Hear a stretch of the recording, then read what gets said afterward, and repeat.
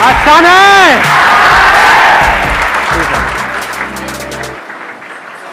सबसे पहले मैं बता देता हूँ ब्रीफ में आप लोगों को कि आज क्या होने वाला है आज के सेशन में। अभी कुछ दिन पहले एक वीडियो अपलोड हुई थी मेरे चैनल पे, जिसमें मैंने कहा था कि अगर आप चाहते हैं मेरे आने वाले सेशंस में कुछ पर्टिकुलर टॉपिक्स टच हो तो आप नीचे कमेंट सेक्शन में बता सकते हैं। जिन कमेंट्स के ऊपर मैक्सिमम नंबर ऑफ लाइक्स आएंगे वही मेरे आने वाले सेशंस के टॉपिक्स होंगे। अरे flow.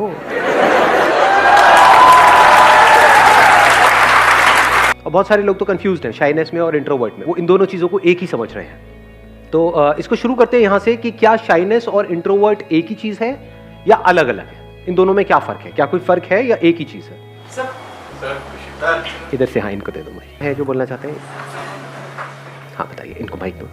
First of all very good morning sir. Good morning sir, shyness और इंट्रोवर्ट में डिफरेंस है। शाइनेस होता है कि वो मिलना चाहते हैं लोगों से लेकिन डरते हैं, और इंट्रोवर्ट होता है जिनको मतलब नहीं होता, मतलब सिर्फ अपने में रहते हैं, उनको मिलने का किसी से शौक ही नहीं है। शाइनेस का मतलब वो जो किसी से बात तो करना चाहते हैं लेकिन बात करने में शर्म आती है, और इंट्रोवर्ट का मतलब वो जो बात करने में इंटरेस्टेड ही नहीं है, वो अपने साथ भी खुश है। और इसमें भी एक इंटरेस्टिंग बात क्या है कि ज़रूरी नहीं है कि आप हर जगह पे शाय हो, और अगर कोई शाय नहीं है तो ऐसा नहीं है वो कहीं पर भी शाय नहीं है। फॉर एग्जाम्पल जो कहता है मैं बिल्कुल भी शाय नहीं हूँ, उसको यहाँ पे बुलाऊंगा तो उसकी थोड़ी थोड़ी हवा टाइट होने लग जाएगी, है कि नहीं? तो it depends upon the situation. जैसे अगर आप कहते हो कि मैं बहुत शाय हूँ, शाय मतलब क्या कि आपको अपनी माँ से बात करने में भी शर्म आती है, अपनी बहन से, भाई से, या खास कोई दोस्त है उनसे, वहां नहीं आती। तो कुछ सिचुएशंस में आपको शर्म आती है, तो क्या करें? अब उसका सोल्यूशन क्या है? जिस एनवायरनमेंट में आप रह रहे हो, मान लो किसी स्कूल में हो, कॉलेज में हो, या कहीं ऑफिस में काम कर रहे हो और काफी आपको महीने हो चुके हैं, कई साल हो गए, तो वहां पे आपकी एक इमेज ऑलरेडी बन चुकी है। तो आप ओवरनाइट उस इमेज को नहीं तोड़ सकते। वो भी कहेंगे क्या भाई पागल हो गया, क्या खा के आया है। तो अब जो ऐसी जगहें हैं जहां पर के आपकी कोई इमेज नहीं बनी हुई है, ऐसी बहुत सारी जगहें हैं इस दुनिया में, नहीं है। कोई स्पोर्ट्स कॉम्प्लेक्स हो सकता है, कोई क्लब्स हो सकते हैं। एटलीस्ट किसी नई जगह पर जाओ जहां पे आपको कोई नहीं जानता है, कोई कोर्स ज्वाइन कर लो, छोटा मोटा ज्वाइन कर लो, कुछ भी। वहां पे पहले दिन से ही अपने माइंड में इसको बिठा करके रखो कि जैसा भी हूं, जो भी हूं, परफेक्ट हूं। बिकॉज शाइनेस के भी कुछ कॉजेज होते हैं। ये जो फियर्स होते हैं ना, वो हो सकता है किसी को लगता हो कि मैं बहुत मोटा हूं, मैं काला हूं, मैं दिखने में अच्छा नहीं हूं, ऐसे कुछ भी। तो क्या बोलना है अपने आप को कि मैं जो भी हूं, जैसा भी हूं, परफेक्ट हूं। मैं जो भी हूं, जैसा भी हूं, परफेक्ट हूं। मैं जो भी, पहले तो शुरू में मजाक लगेगा, अरे कहां परफेक्ट है, काहे का परफेक्ट। लेकिन थोड़ी देर में विश्वास होने लग जाएगा, मानने लग जाओगे कहानियां ही तो है, और है क्या? कॉन्फिडेंस कहां से आता है? कहानी से ही तो आता है। एक्चुअल में हम अपने आप को जैसी कहानियां बोलते हैं उसी से तो कॉन्फिडेंस आता है।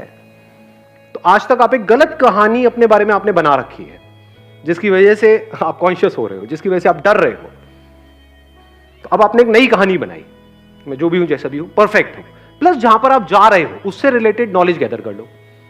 फॉर एग्जांपल आप किसी पर्टिकुलर ग्रुप में जा रहे हो, कोई बाइक क्लब है, तो वहां पर उससे रिलेटेड अच्छे से नॉलेज गैदर कर लो। अब उन्हें तो नहीं पता ना आपको कितनी नॉलेज है कितनी नहीं है, ताकि वहां पर आप जाओ तो अपने आप को ऐसे शो कर सकते हो, अरे मुझे सब पता है। इससे क्या होगा?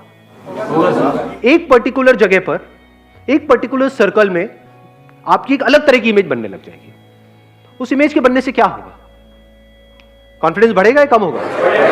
बढ़ने लग जाएगा।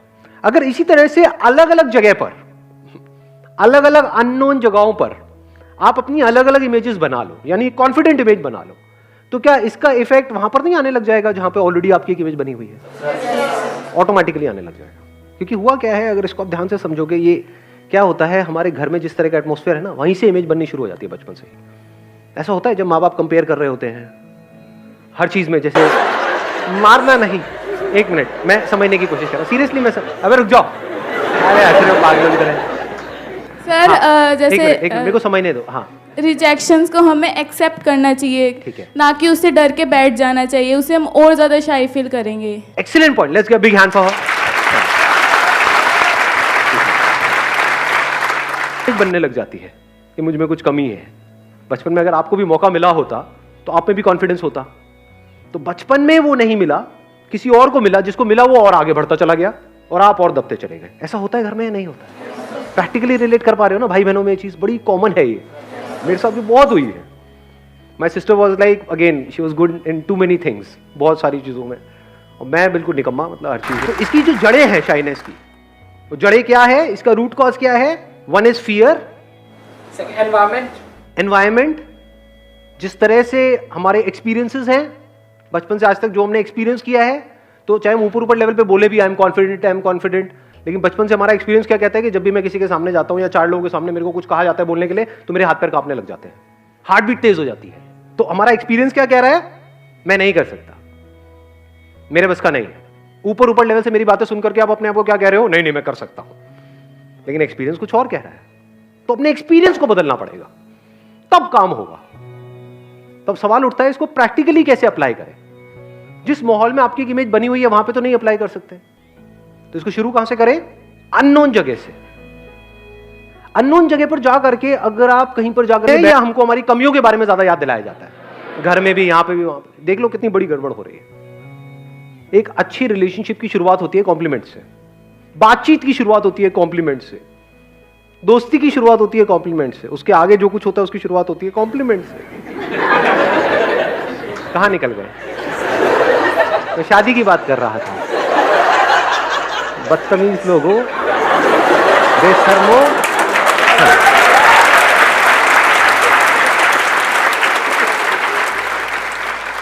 और क्या प्रैक्टिकल वेज हैं टू ओवरकम शाइनेस? हाँ, इनको दे दो माइक।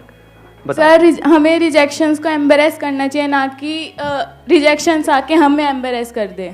यू सेइंग रिजेक्शंस को एम्ब्रेस करना चाहिए या एम्बेरेस कर देना चाहिए? हाँ, एम्बेरेस कर देना चाहिए। ओह, I am sorry.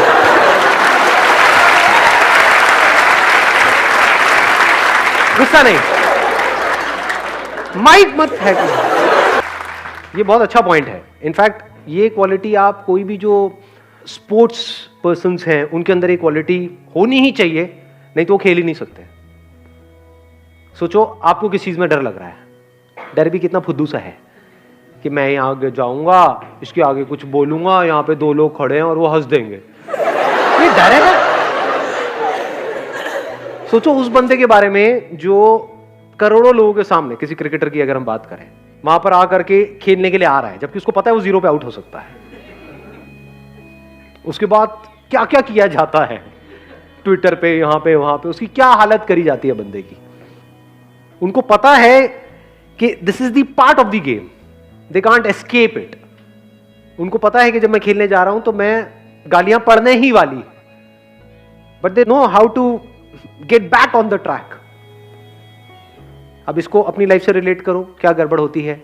For example आपने कुछ बोला, आपका एग्जाम्पल दूं या अपना ही दे दूं? अपना ही दे दूं, मतलब मैं अपना ही मजाक उड़ाता रहूं, है ना।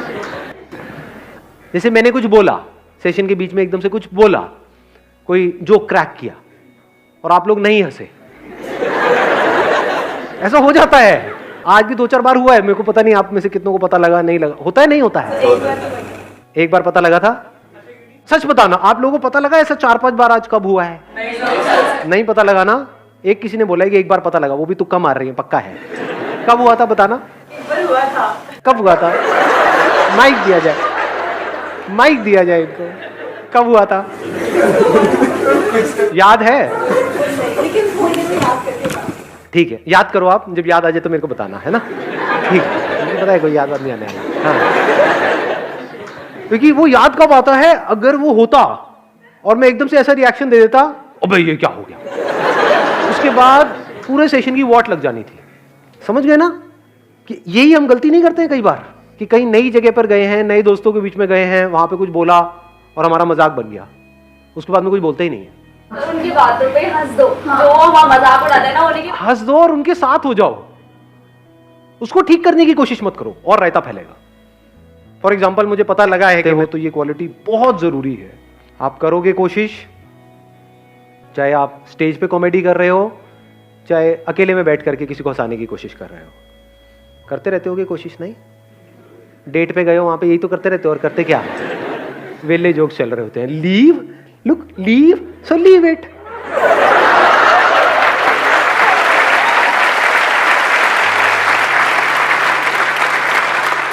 वो भी असर क्या तुम भी,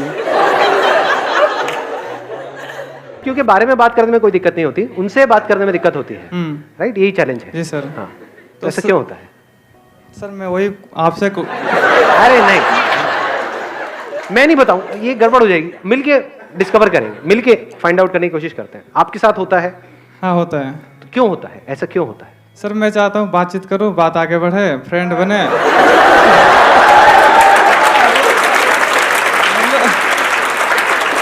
तो सर गलत मीनिंग नहीं है मेरी। नहीं, गलत की मैं भी बात नहीं कर रहा हूँ। हाँ मैं समझ गया, मतलब आप सिंपल एज अ फ्रेंड किसी से बात करना चाहते हो, हाँ लेकिन उसमें कॉन्शियस हो जाते हो। हाँ हाँ। ऐसा क्यों होता है, क्यों हम बात करने में कॉन्शियस होते हैं? कोई और बताना चाहेगा, इनकी हेल्प करना चाहेगा, जिनके साथ एक्चुअल में ऐसा होता हो? इनके साथ में जो बैठे हैं उनको देना माइक। हाँ आप भी खड़े हो जाओ। हाँ बताओ। Fear of rejection. Fear of rejection, कि वो रिजेक्ट कर देगी, लेकिन आप उसको प्रपोज थोड़ी कर रहे हो, आप तो बात कर रहे हो। सर अगर वो इंटरेस्टेड नहीं है बात करने में तो उससे क्या हो जाएगा? वो बोल देगी मैं इंटरेस्टेड नहीं हूं तुमसे बात करने में। हमारी तो इंसल्ट होगी ना फिर। अरे यार, अब ये बहुत बड़ी गड़बड़ है। इंसल्ट की डेफिनेशन को ठीक करो। इंसल्ट होती है कि जहां पे आपने कुछ किया और दुनिया को उसके बारे में पता लग गया, दैट इज एन इंसल्ट। उस लड़की से ना तो आप दोबारा मिलने वाले हो, जिसने मना ही कर दिया वो तो दोबारा आपसे कभी मिलेगी भी नहीं। सर अपनी फ्रेंडों को तो आपको पता है, बताएगी। किसी और को थोड़ी पता है। अपनी फ्रेंडों को तो बताएगी ना सर। ये एक नई कॉम्प्लिकेशन है। अपनी फ्रेंडों को तो बताएगी। एक मिनट रुक लो। अगर किसी ऐसी लड़की को आप अप्रोच करो जो आपको जानती ही नहीं है, बातचीत ही तो कर रहे हो, और किसी ऐसी टॉपिक के बारे में बात करो। अब मैं कुछ और तो नहीं बनता जा रहा हूं, ये सोल्यूशन निकालते निकालते।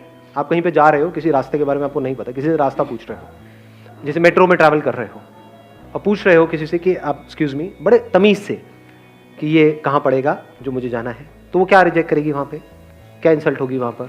और अगर इसकी आप प्रैक्टिस करने लग जाओ तो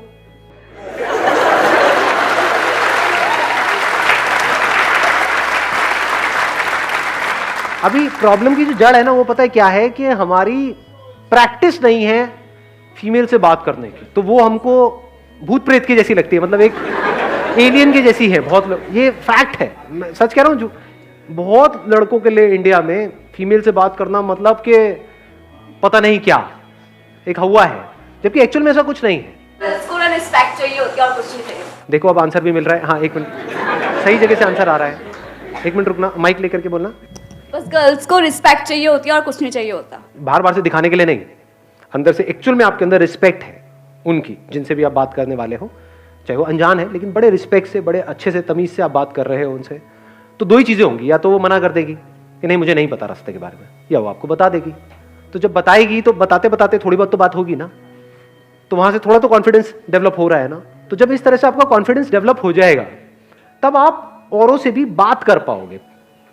अरे कोई ऐसा कोर्स ज्वाइन कर लो यार जो सिर्फ लड़कियां करती हैं, अपने आप ही आप अलग बन जाओगे। 1 महीने मेकअप का कोर्स करो ना, वहां पे 90% फीमेल्स होंगी। साइलेंस बिल्कुल खत्म हो जाएगी। ओके, नहीं शाइनेस बिल्कुल ही खत्म हो जाएगी। नहीं सही कह रहे हैं, मतलब कोई बुराई नहीं है, है ना। वहां पर सोचो कि मतलब सिर्फ 50 फीमेल्स हैं और एक अकेले आप मेल हो, या 2-3 मेल्स हैं, तो खुशी की लहर दौड़ गई है जिंदगी में। अल्लाह, फिर तो कॉन्फिडेंस पूरा आ जाएगा।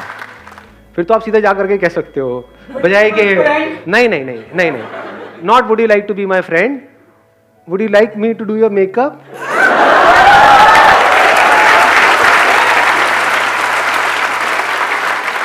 ठीक है, जवाब मिल गया आपको दोनों को इसका। Let's give a big hand for them.